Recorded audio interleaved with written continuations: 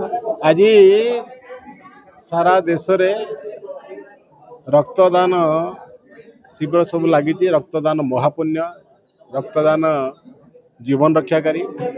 माननीय प्रधानमंत्री नरेंद्र भाई मोदी जन्म जयंती परिप्रेक्षी में सारा देश में सेवा पक्ष चली।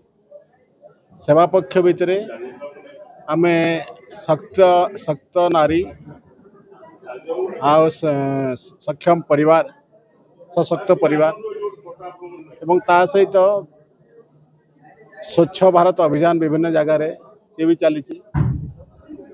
एवं आज रक्तदान शिविर विभिन्न जगार आज चलुची। ये टोटाली 2 तारीख पर्यंत विभिन्न कार्यक्रम जोटी की समाज लोक मान को जोड़वा एवं अन्य रक्तदान देकरी अन्यर जीवन के बचातु।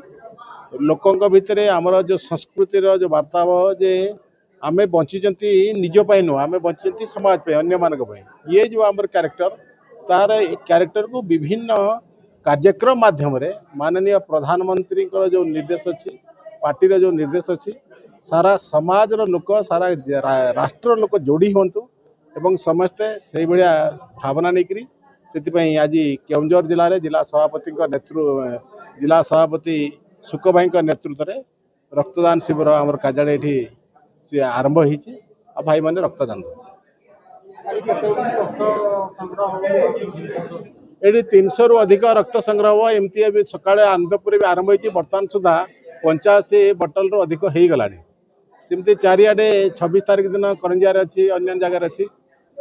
केउंझर जिले में विभिन्न जगार हो मोर लोकसभा क्षेत्र में विभिन्न जगार हो जहाँद्वारा कि लोक मैंने जमी मेडिकल रे जो रक्त पाऊना बहुत समय हैरान होती।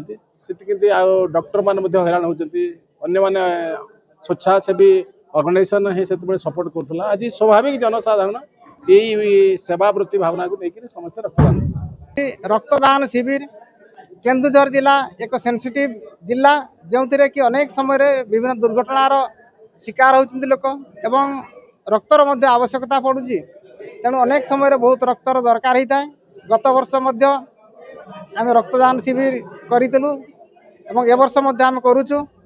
तो वर्तमान सारा जिलू ये कार्यक्रम को आम सुचारू रूप नि जो कार्यक्रम भारतीय जनता पार्टी केवल गोटे छोट कार्यक्रम नुह, यारी आधार रे दीर्घजीवी परिणति व दीर्घजीवी रिजल्ट को प्रकार हेबो, लंगजिविटी हेबो, तारी पई लक्ष्य रखा कि कार्यक्रम चलुची। तेणु रक्तदान जीवनदान, रक्तदान महापुण्य ये अर्थ रे आम समस्त भारतीय जनता पार्टी कार्यकर्ता तथा जनसाधारण को सचेतन करुचु जे रक्तदान समस्ते देवा आवश्यक निजर स्वास्थ्यगत आवश्यकता दृष्टि एवं सारा देश रे तांकर जीवनी को आज आम समस्ते जानी भारत वर्षर सबुठु ऊर्ध्वर जनप्रिय नेता होती आमर माननीय प्रधानमंत्री नरेंद्र मोदी जी। तेणु नरेंद्र मोदी जी जीवन, नरेंद्र मोदी जी विचार, जो विचार को लेकर ए भारत को विकसित भारत करने जाऊँगी, जो विचार को आधार करी भारत वर्ष को पृथ्वी रे 1 नंबर करने 2047 मसीहा सुधा संकल्प नियाई। तेणु तारी ए गठनमूलक कार्यक्रम चली एवं भारतीय जनता पार्टी कार्यकर्ता तथा समस्त जनसाधारण ए अनुप्राणित होती।